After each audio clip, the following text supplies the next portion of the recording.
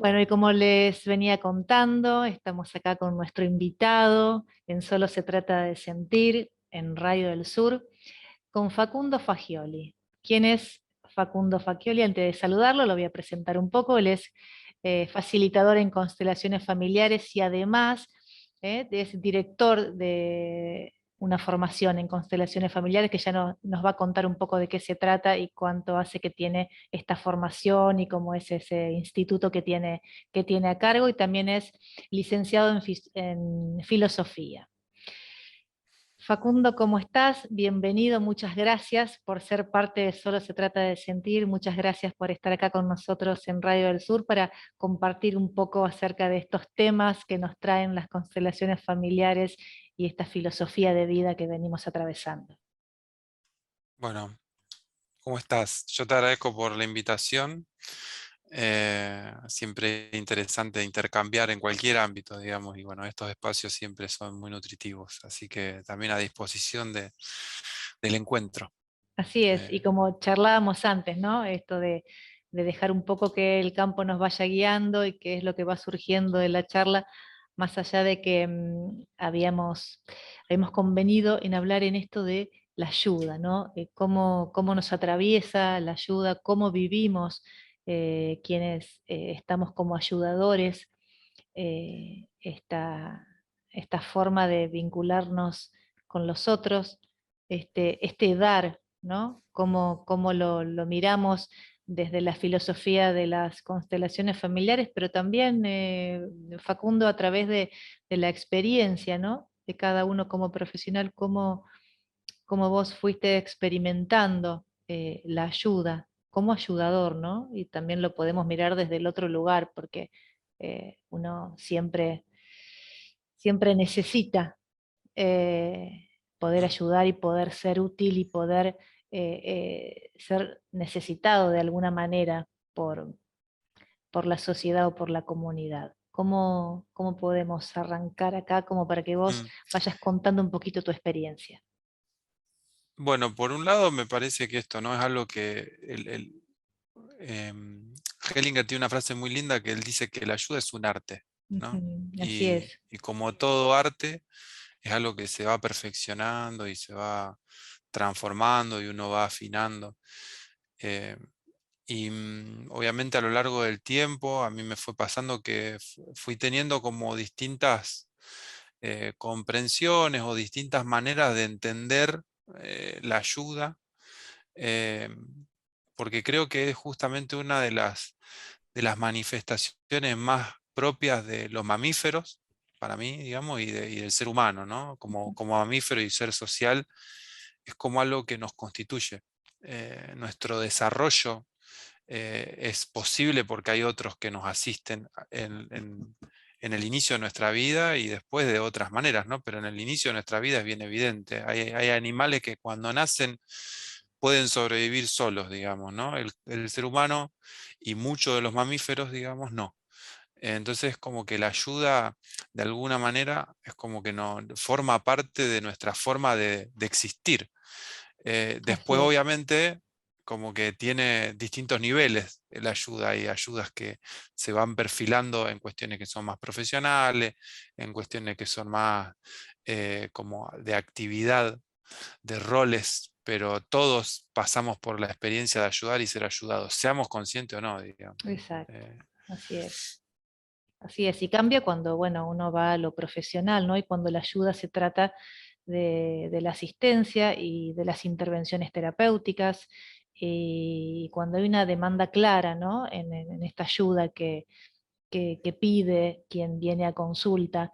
Y, y por supuesto que en estos órdenes de la ayuda que habla Bert Hellinger, ¿no? Y esto que vos decís que, como bien él lo aclara, que es un arte, ¿cuándo, cuándo deja de ser un arte, mm. Facu? ¿Qué sensación te trae a Yo, vos esto? yo creo que una de las dificultades más grandes que se presentan a la hora de ayudar, independientemente de la, formación que tengamos, profesional, sea las constelaciones o si somos terapeutas, psicólogos, asistentes sociales, bueno, en cualquier ámbito donde desarrollamos esa práctica, médicos, ¿no?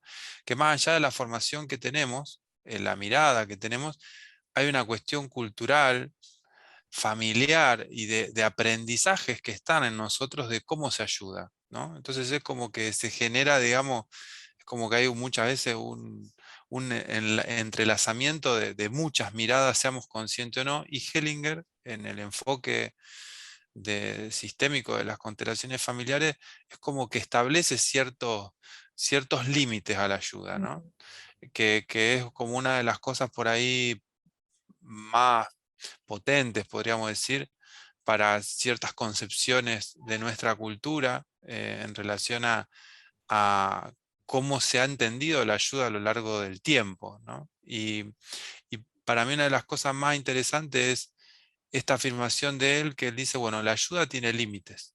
eh, y es importante conocer y respetar esos límites.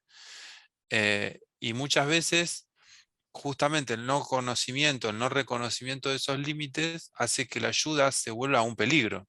exacto. Yo lo resumo de esta manera. Yo creo que los errores más grandes que he cometido en mi vida y donde he hecho más daño a otros es ayudando de manera desordenada. Es una de las cosas que más me fui dando cuenta con el tiempo, ¿no? Después de ir conociendo esta mirada, ¿no? Y también lo veía en mi familia. Eh, Vengo como de una crianza de gente que ha ayudado mucho a muchas personas y ha tenido muchos problemas Ujú. por ayudar tanto. Y de repente entender la ayuda de otro lugar, digamos, me permitió comprender el peligro que a veces hay en ciertas formas de ayudar que no respeta ciertos límites, digamos, ¿no? Y por eso a mí me resultó muy agradable el planteo de Hellinger y hasta aliviante, ¿no? Eh, y al mismo tiempo desafiante, ¿no? Porque esto Sí, de reconocer que hay límites a la hora de ayudar, que uno no puede dar todo, de que el que está siendo ayudado no puede tomar todo, sino que hay ciertos contextos, ciertas condiciones que hay que tener en cuenta.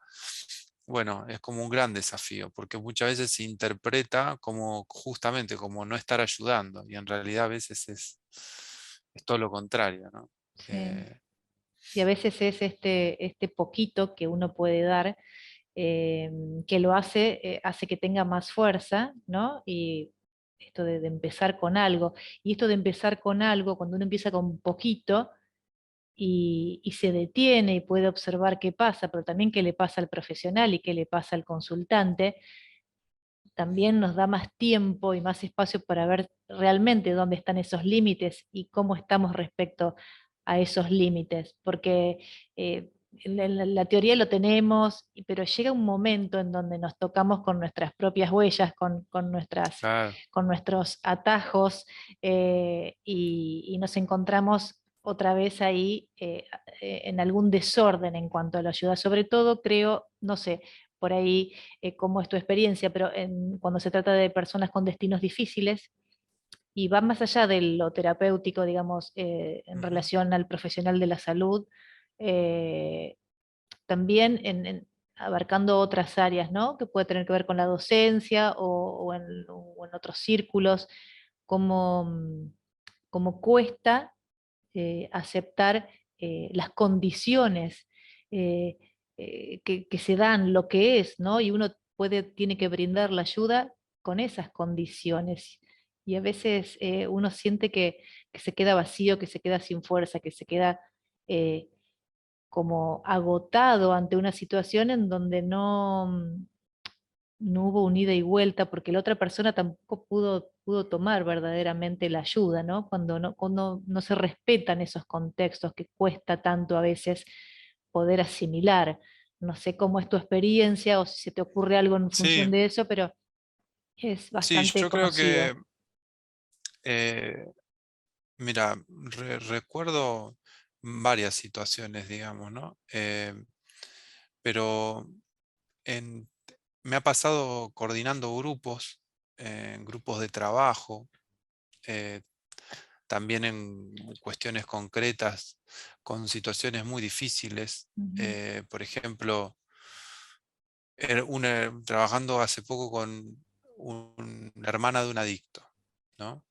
Eh, y justamente el gran desafío que se planteaba ahí era todo lo que ella quería hacer para ayudar a su hermano, eh, y todo lo que había fracasado en esa ayuda, ¿no?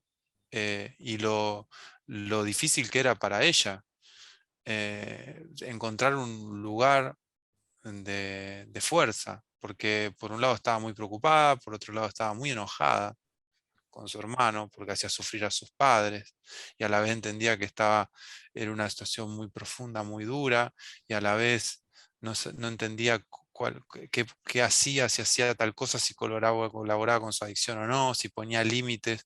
Bueno, eso que pasan cuando hay situaciones familiares con destinos difíciles como una adicción, una enfermedad compleja, donde de repente reconocemos, nos guste o no, que no podemos, mm, que hay algo que nos excede.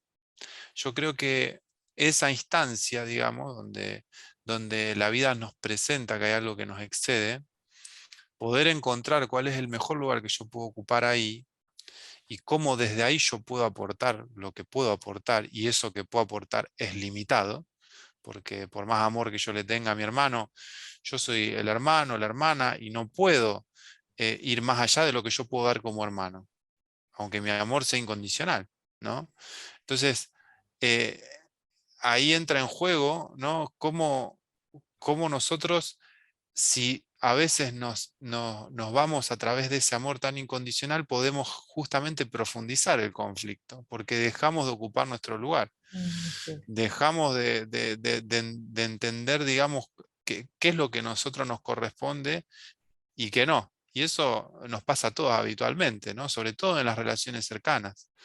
Y yo creo que una de las grandes, de los grandes aprendizajes es poder primero hacernos cargo del dolor que nos causa que eso sea así.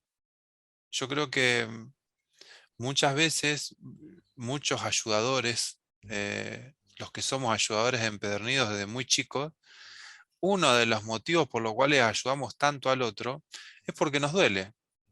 Y a veces ni nos enteramos que nos duele. Y mm, ni nos enteramos que estamos ayudando porque nos duele. Entonces, de alguna manera, creemos que estamos ayudando al otro por el otro, pero también lo estamos haciendo por nosotros, digamos, ¿no? Y poder reconocer eso nos ubica, porque no reconocerlo hace que yo me desfase y me ponga en un lugar superior al otro. Yo lo estoy, ¿no? así Y es. yo creo que eso, digamos, es muy, muy profundo de asimilar, ¿no? De reconocer, bueno, cómo nos duele lo que al otro le pasa. Y cómo en ese reconocimiento del dolor puedo entender cuál es mi lugar, ¿no?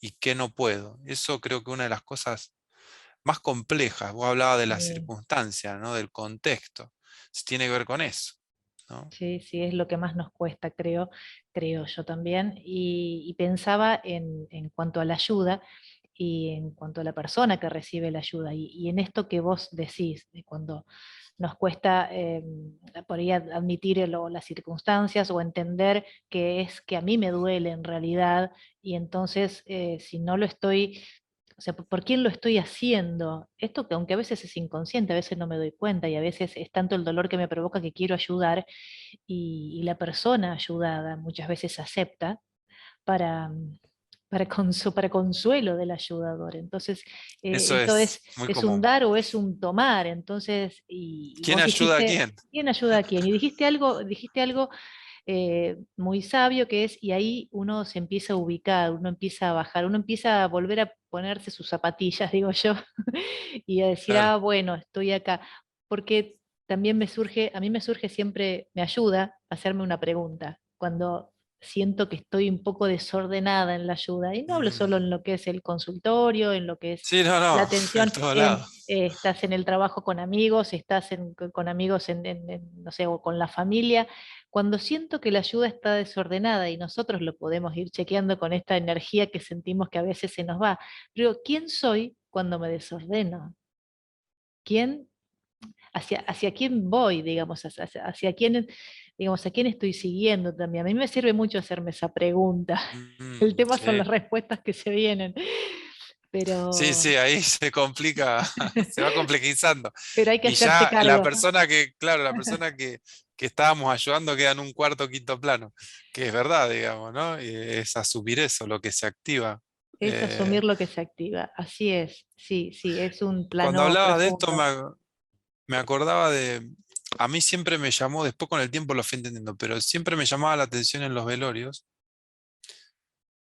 que en general las personas que estaban en el duelo, los familiares directos, se encontraban consolando al resto muchas veces, ¿no? Ujú, Y para mí lo que pasa en los velorios es como una manifestación muy clara de esta dificultad que tenemos en la ayuda. Porque ¿qué pasa en un velorio? O sea, cuando alguien muere, aparece lo irreparable. O sea, aparece la muerte de ese ser querido que ujú, nadie puede subsanar. Por más amor que le exacto. tenga yo a mi pareja, se le murió la madre, yo ahí no puedo hacer nada. Ujú, Entonces, en general, ¿qué suele pasar? Ante ese dolor en carne viva de esa persona que está atravesando un duelo, lo más común es que queramos hacer algo, aliviar eso, y ahí es donde se genera esto que decías vos, como mucho he visto muchas veces, ¿no? Esto de, bueno, a ver, sí, te escucho y hago que me calmo para así vos te tranquilizás. Pero en ujú. realidad la persona que está en el dolor sabe que ahí es una profundidad que hay que atravesar, ¿no? Y qué distinto es cuando uno puede acompañar al otro respetando eso. No, creo que eso genera una cercanía y es como yendo más a los taoístas, Mm, es como un no hacer que es exacto. una contención mucho más profunda. Eh, y mucha gente se acuerda y pasa esto de que alguien le agradece y la persona dice, pero no hice nada. Y bueno, justamente, Mm, por eso gracias, ¿no? Por haberme acompañado sin hacer nada, ¿no? Entonces, esas situaciones de duelo para mí son muy claras en relación a cómo nos dificulta bancarnos el dolor del otro sí, y sí, cómo sí. eso toca a mi dolor, digamos, ¿no? Entonces, Esa poca aceptación, esa poca capacidad de asentimiento que tenemos a veces porque nos toca y esto de que vos decís, no nos bancamos el sufrimiento del otro y eso hace que tratemos de evitar a veces de que le pase lo que le está pasando a través de la manifestación del llanto, a través de que pueda exteriorizar y poder expresar su dolor. eh, y muchas veces lo vemos también en las relaciones de las madres con sus hijos o de los padres con sus uf, hijos, ¿no? Esto de no llores, no pasó nada, acá no pasó nada, acá no pasó nada, ¿no? También, ya está, bueno, ya está. venimos de una cuestión así. No llores, no llores, Claro. como en realidad pensamos, creemos que lo hacemos para que no sufran y como padres es casi insoportable ver el sufrimiento Uf, del hijo, ¿no? Entonces yo creo que esto pasa en todos los planos y ahora bueno, que ponemos sobre el escenario la relación entre los padres y los hijos y lo que es la ayuda, ¿no?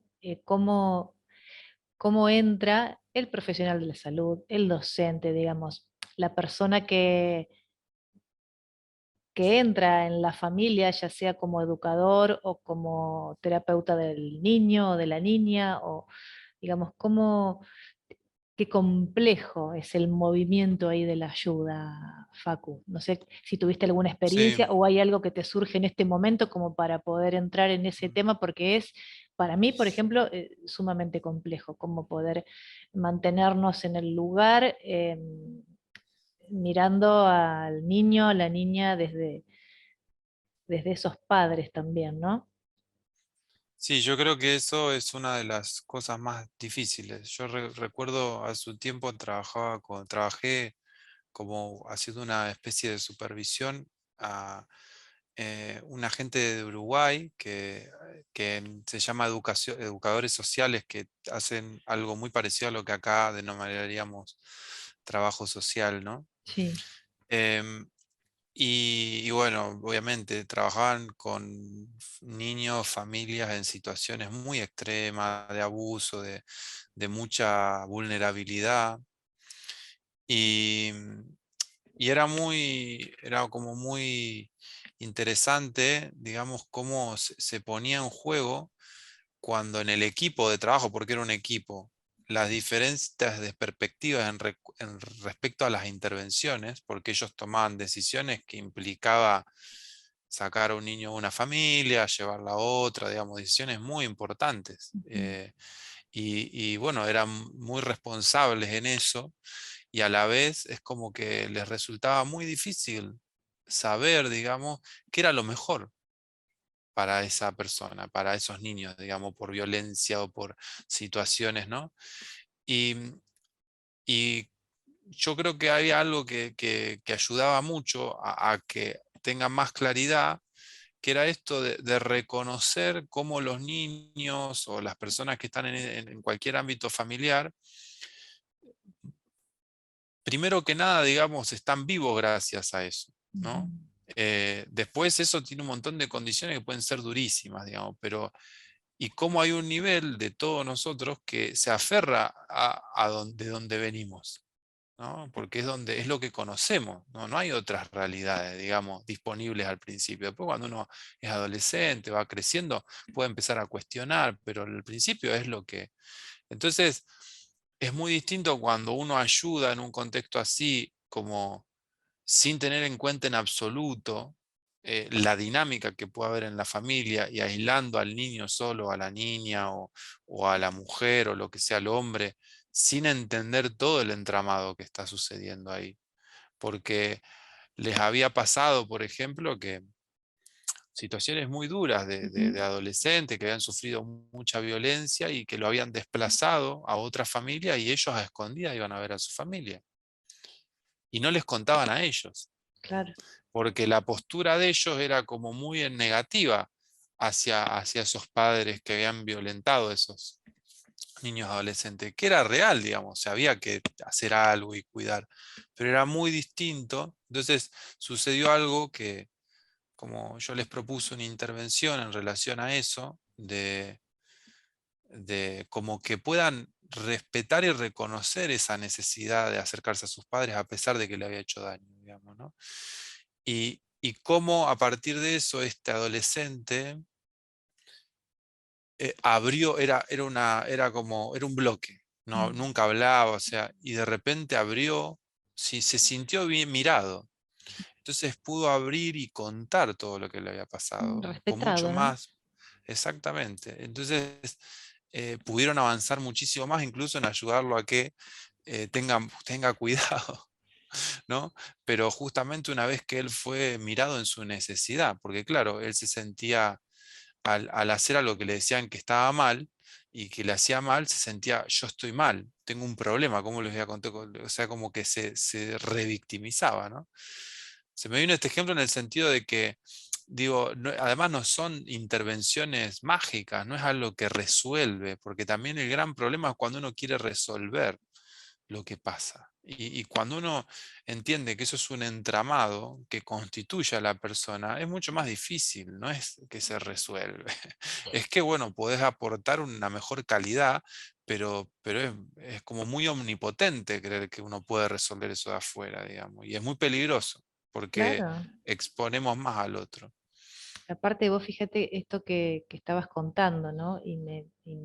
Uno es inevitable imaginarse esas historias, imaginarse esas personas en esos momentos y a ese adolescente, como vos decís, que ocultaba, porque como no estaba siendo respetado ni escuchado en su totalidad, era como que sus formas no eran aceptadas por las personas que lo querían ayudar, entonces no las contaba Y lo que hablábamos al principio, cuando uno no admite cómo son las cosas, y ese respeto por el otro de el otro necesita ayuda y la puede pedir, pero si no estamos asintiendo a lo que le pasa, que es lo que es, y queremos ayudar negando esa forma de vida y ese deseo, porque en realidad hay algo muy importante de la actitud de este adolescente, que es su lealtad, su deseo, pero es el amor. Es su forma de amor, digamos, que lo conecta con esa familia. Su forma de vincularse fue esa, no conoce otra,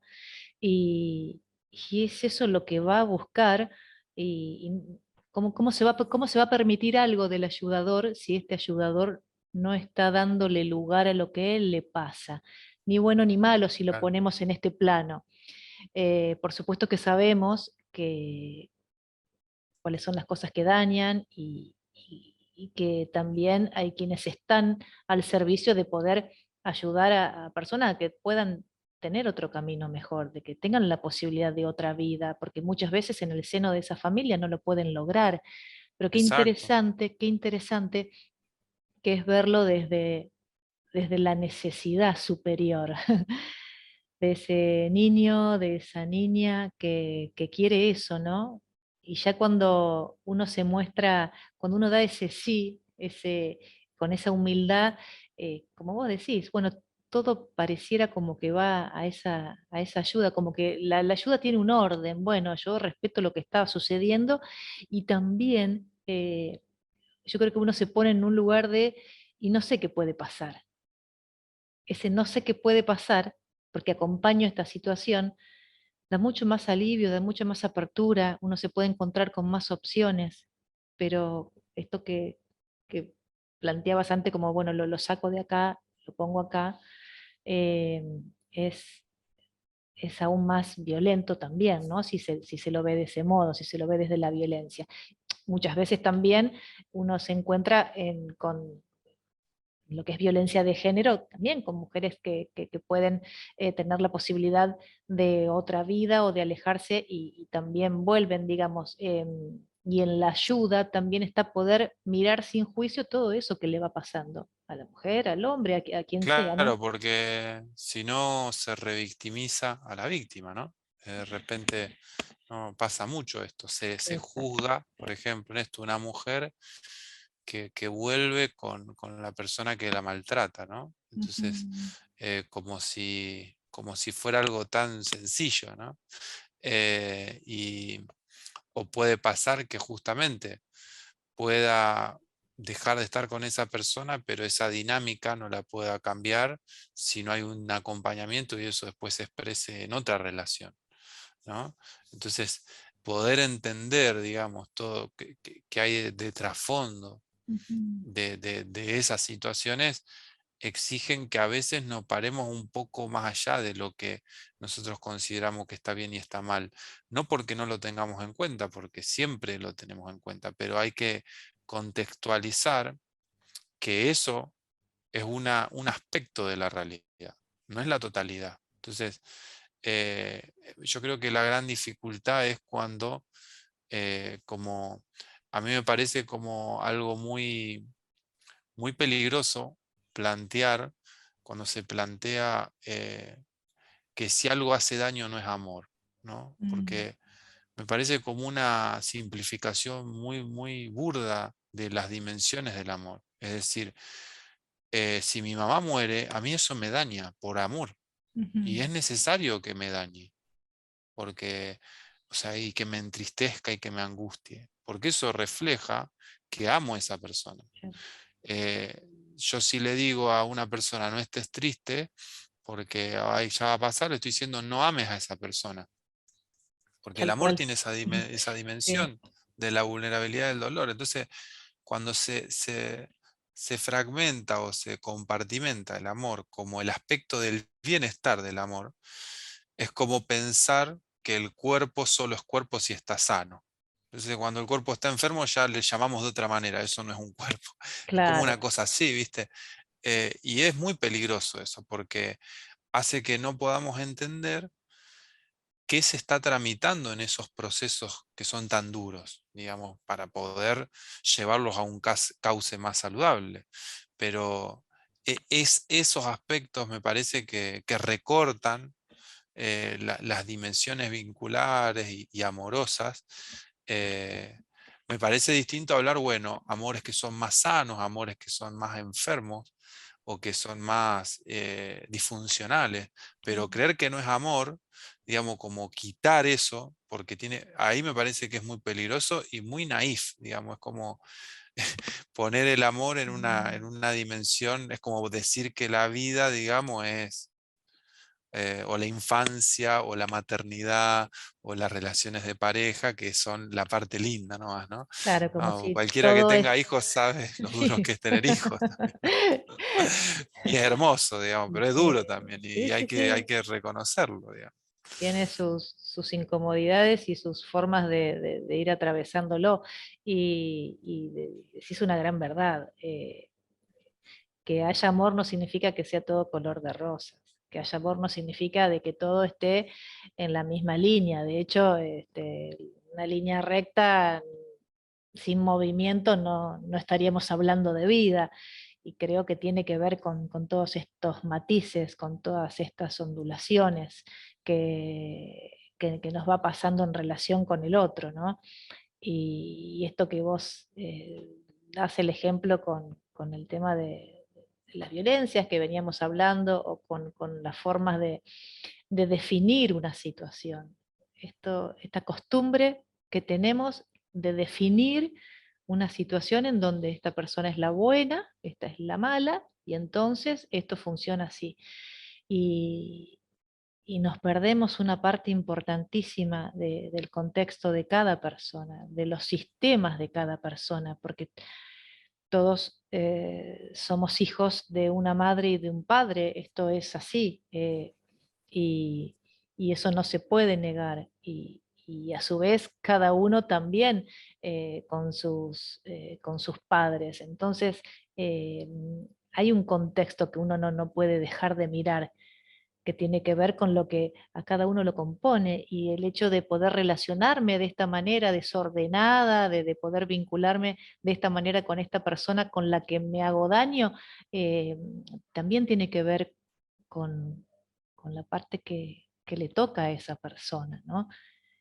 Y cuando uno cada vez que empieza a abrir un poquito más y se da permiso a eso sin encasillar tanto, que creo que esto es lo que nos daña tanto, intentando ayudar, es lo que vemos en redes, en la tele, se encasilla mucho la persona que hace mal y la persona que padece, ¿no? Y no estamos ayudando mucho de ese modo, me da la Y yo creo que esa es sensación. la parte más compleja, es la parte más compleja y también entendiendo el contexto y la historia que traemos, ¿no? De que es una cultura Mm. en la que vivimos profundamente violenta en todos los niveles. O sea, tiene una base, por ejemplo, eh, hay algo que para mí se hizo muy patente siendo padre, es la violencia sistemática sobre las infancias Mm. que esta cultura ejerce. O sea, los niños se crían, aunque sea amorosamente, y todo, pero hay un montón de dimensiones de la realidad que violentan a los niños, digamos, que no los registran, que la pandemia fue un claro ejemplo. A nadie le importó los Así es. niños, digamos, ¿no? Y eso es para mí la manifestación de cómo funciona esa dimensión de nuestra cultura. Entonces, en ese contexto de tanta violencia desde el inicio, digamos, es como que todos tenemos esa violencia introyectada de muchas maneras y desde distintos roles, ¿no? Eh, y que pueden ser muy como muy polares, o sea, en Ujú. un lugar yo soy sometido por alguien y en otro rol yo someto, o más identificado con un rol más en específico, tiendo a ser más perpetrador o tiendo a ser más víctima de otros, pero sí que es muy difícil que no hayamos atravesado algún tipo de abuso físico, sexual, simbólico en el desarrollo. Y ni hablar, por todo lo que ya sabemos, las mujeres en esta cultura, digamos, Ujú. que justamente es lo que ahora está emergiendo como con mucha potencia, digamos, ¿no? Que hacernos cargo, digamos, de los roles que han sido asignados, ¿no? Y ver eso es tan doloroso y es tan complejo, porque además venimos de ahí. O Sí, sea, paradójicamente, encima, lo peor de todo es que estamos vivos por ese sistema. sí, sí, Eso sí, es sí, lo más sí. complejo. Entonces, hay que transformarlo, obviamente, pero a la vez nos constituye. Entonces, ¿cómo transformarlo? Es algo que lleva mucho tiempo y que yo celebro muchas cosas que está pasando ahora, que son manifestaciones de muchos de estos cambios, y al mismo tiempo entendiendo, digamos, de que son procesos lentos, porque esto tiene una historia larguísima y porque, bueno, esto nos constituye. Y, y bueno, ese aspecto, digamos, es cuando nos quedamos en la última consecuencia. Digo, no, estas situaciones tan extremas que se hacen públicas ahora, de las violaciones Ujú. grupales, que son terribles, digamos, pero Sí. bueno, son manifestaciones extremas de algo que es sistemático. No son no son extraterrestres que llegan y hacen eso, sino que llevan al extremo una conducta de la cual todo el sistema social participa. Por eso es tan complejo de modificar, digamos, ¿no? Entonces, cuando solo ponemos el foco en los extremos, que es necesario, hay que atenderlo, hay que hacer Ujú. algo, obviamente, pero es como que no vemos cuáles son los cimientos. Y esa es la parte más difícil, me parece. Sí, y yo creo también, Facu, que siempre estamos dejando algo afuera cuando miramos estas situaciones, cuando miramos estos escenarios, cuando nos enteramos de algo tan aberrante, de algo tan horroroso como es esos daños tan irreparables para quien lo recibe y para quien los hace también, ¿no?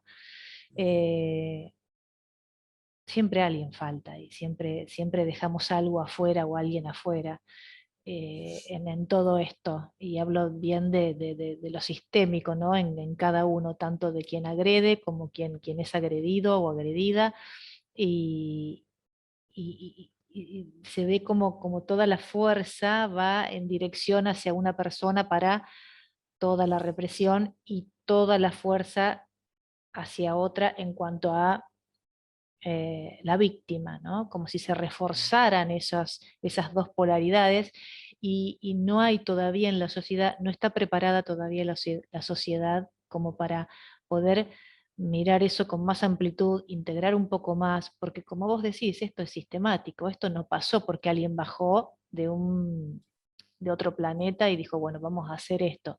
Esto es consecuencia de diferentes generaciones no miradas. Y además no tenemos todavía, creo que una clara conciencia eh, de que los niños y las niñas están mirando, pero están mirando con todos los sentidos. No es cuestión de que lo que alcanzaron a escuchar o lo que alcanzaron a ver, es la vivencia, es absorber lo que va sintiendo esta generación. Entonces, cuando hay una generación cargada de odio, de rencor, que lo único que quiere es venganza, eh, termina convirtiéndose en eso que quiere convertir, y si no lo logra, lo terminan haciendo las generaciones siguientes. Por eso digo, ¿cuánto nos falta? Y también me incluyo, porque como vos dijiste, no sabemos en qué momento, no estamos totalmente conscientes, cuando a veces estamos en ese lugar del perpetrador y hacemos daño y no nos damos cuenta, quizás con la palabra, quizás con el trato, quizás con una decisión que tal vez para nosotros sea de lo más noble. Esa decisión terminó provocando trauma en una criatura, ¿no? Y esto de la pandemia es tan claro que no sé qué tan inocente puedan ser esas decisiones, ya escapan un poco a mí, pero creo que sin duda están dejando una huella no muy bonita en los niños y Claro, en las niñas. Sí, y generan o sea, se sustentan en un miedo hacia el otro, donde el otro es un enemigo o un potencial, alguien que me va a enfermar, alguien que obviamente hay que tener los recaudos, pero es como el miedo como la gran herramienta de, como de coerción. Entonces, siempre que se utilice el miedo, eh, siempre se profundiza Sí. en la violencia, digamos, ¿no? Y me parece que por eso son situaciones tan complejas. Y yo creo que siempre lo planteo de esta manera, sobre todo en los talleres grupales y como creo como una de las paradojas más grandes de la vida, que es que las personas que potencialmente más daño pueden hacer a otra persona son los padres a los hijos, por el simple hecho de que nunca vamos a estar tan vulnerables como cuando somos niños pequeños. Mm, La simple condición de esa completa incondicionalidad, completa vulnerabilidad, hace que, por lo tanto, así como nuestros padres o nosotros como padres podemos brindar un montón de recursos, también al mismo tiempo generar mucho daño. Entonces, eh, es esa, como tomar conciencia de esa paradoja, digamos, ¿no? De la cual provenimos todos y donde probablemente han cometido daño sobre nosotros con las mejores intenciones de ayudarnos, de educarnos, de dar lo mejor, o nosotros en ese rol. Ahí se ve la gran mm, dificultad de, de- de cómo se ayuda a alguien, de qué está bien y qué está mal.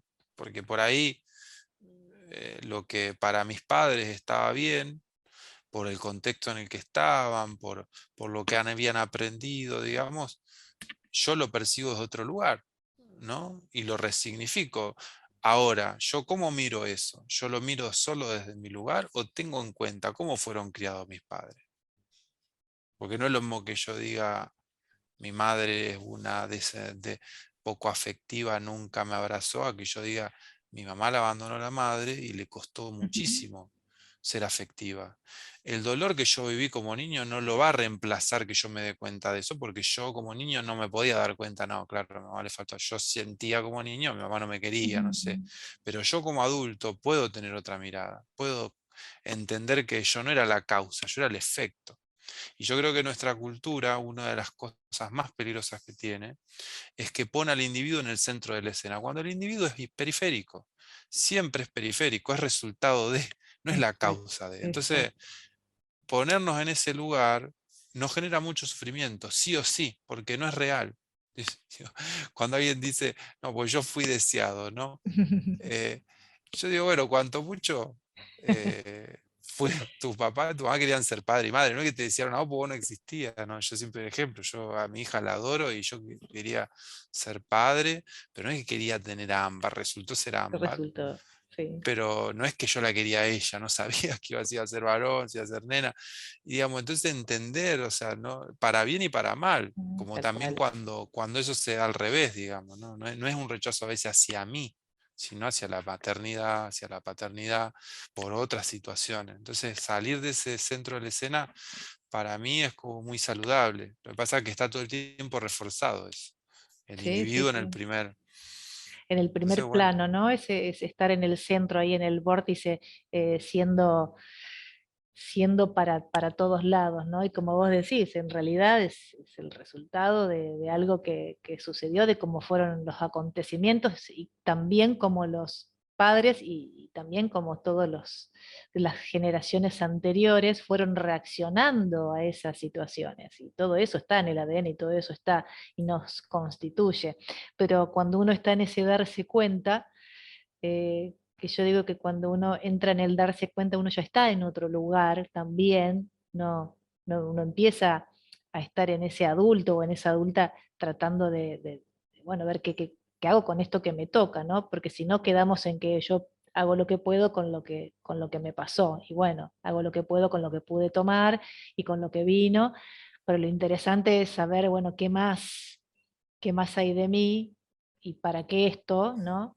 y ya que pasó esto, cómo lo puedo capitalizar y cómo lo puedo transformar. Porque eso también, todo lo que miremos en nosotros, obviamente, nos va a servir como ayudadores, nos va a poner en un lugar incluso más humilde, poder mirar y poder darnos cuenta de lo que nos cuesta, de lo que nos sale un poco más fácil, de lo que todavía tenemos que seguir mirando en nuestra historia, que también nos constituye como ayudadores, ¿no? Y que somos ayudadores imperfectos por sobre todas las cosas, y dejar siempre la duda, ¿no? Siempre hacernos la pregunta, el interrogante de si estará bien o no esto que está pasando o de la manera en que estoy ayudando. Cuando uno se hace la pregunta y da la posibilidad de que a lo mejor algo no sea lo conveniente o lo correcto, se abre, se abre más el camino, es más limpia la ayuda, digo yo. Como que se empieza a limpiar, ¿no? Puede que no sea como yo lo estoy diciendo, pero bueno, es por ahí por donde voy hoy.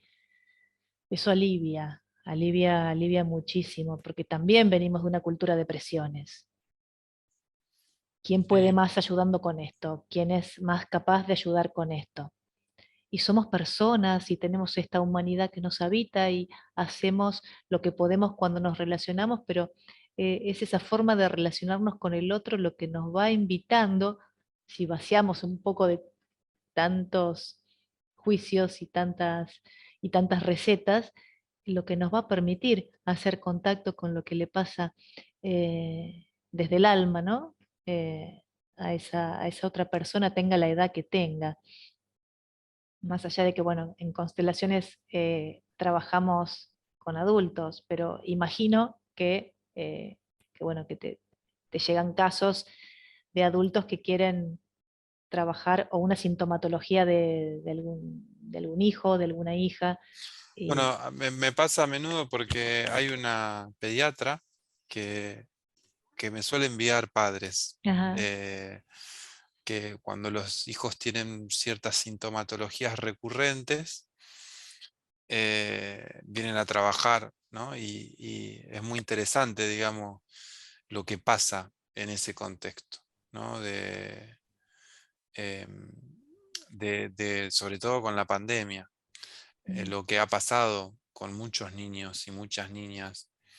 Y qué bello cuando los padres pueden mirar, en vez de focalizarse en el problema de su hijo, de su hija, ver qué está comunicando con esa problemática, sí, ¿no? Yo creo que la mirada sistémica, comunitaria de las relaciones, lo que te permite es entender que hay conductas que justamente están comunicando algo.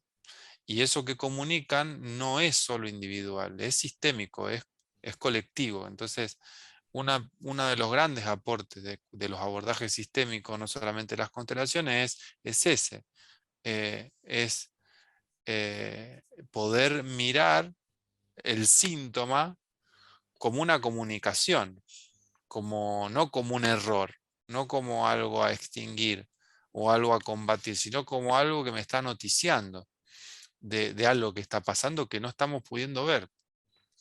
Y, y me parece justamente que desde esa perspectiva, donde vemos el entramado de las relaciones y no nos focalizamos en el individuo solamente, sino que lo tomamos como un elemento que se comunica con otros elementos, podemos justamente tener una mayor comprensión que nunca va a ser definitiva, porque justamente eso es dinámico. Entonces, no hay una verdad ahí. También hay una cuestión de nuestra cultura digamos, es muy antigua, desde nuestros paradigmas filosóficos antiguos, tenemos una manera de mirar la realidad que tiene que ver con encontrar la verdad, encontrar como lo que es, mm, como si fuera una sola cosa, sí, una esencia, ¿no? Que una vez que la encontrás es eso para siempre, cosas que están muy incorporadas y que no tienen que ver con la dinámica de la realidad, de la naturaleza, que está todo el tiempo cambiando, mutando. Entonces, en las relaciones humanas es un reflejo más de eso. Y eso nos pone en un lugar, digamos, como donde tenemos que ser más flexibles, donde tenemos que estar más abiertos, donde tenemos que tener menos certezas. No porque no sabemos dónde vamos, porque uno si está interviniendo, si está acompañando, si es terapeuta, tiene un montón de direcciones, pero siempre como abriendo. Yo creo que porque el desafío es integrar esa diversidad, esa complejidad, es como incluir. Y en la inclusión aparecen un montón de cosas que me incomodan. Sí. Y eso es un ejercicio, digamos, que pasa todos los días que uno sale a la calle, no sé. Todo el tiempo pasan cosas que nos incomodan, que quisiéramos que sea distinta y no son, Así es. y no porque el mundo no gira alrededor de lo que nosotros nos gustaría, por suerte. Pero es verdad lo que decís, Payasa. cuánto comunica un síntoma y sobre todo cuando en el trabajo con los niños y con las niñas, ahí se ve mucho, cuánto comunica del sistema familiar y también esto que se juega, ¿no? La necesidad de ayudar a quien tenemos a veces, a ese niño, esa niña o esos padres y todo lo que eso conlleva. Yo creo que ahí el rol del ayudador está en su mayor prueba también, ¿no? Poder eh, hacer eh, esta interpretación a los padres en donde lo que tiene que ver con ese síntoma es una comunicación, es algo que nos viene a decir, es algo que viene a hablar un poco del sistema y de qué es lo que tenemos que integrar, y es un gran desafío. También cuando, bueno, porque también son límites que uno pone como ayudador, decir, esto tiene que ver con esto y de esta manera podemos encontrar el proceso. Y la mayoría de las veces lo que se busca, y esto sin juicio, ¿no? Porque uno entiende que eso suceda, quieren que ese síntoma se vaya, que no exista más, que es doloroso, y uno empieza a hablar de que esto está comunicando algo y bueno, uno se encuentra a veces con un rechazo a lo que está ofreciendo. Pero bueno, ¿no? A veces es aprender a convivir con los límites que uno puede poner y tomando, bueno, las consecuencias de esto. Pero creo que a la larga uno siente más alivio cuando puede ser honesto con uno mismo desde ese lugar, ¿no? Sí, porque uno ahí sabe lo que puede dar y lo que no, no. Exacto. Y respetar eso, ¿no? Sí. Yo en la formación algo que siempre pongo como sobre la mesa, porque muchas veces a Hellinger se lo utiliza como, como un recetario, ¿no? Mm, Y muchas de sus comprensiones se descontextualizan y se hacen desastre, digo yo. Por ejemplo, justamente esto de hay que reconocer a los padres, ¿no? Hay que integrar y ahora eso tiene o ni hablar cuando hablamos de la reconciliación con alguien que me hizo mm, daño, ¿no? Que sí. son las cuestiones más complejas.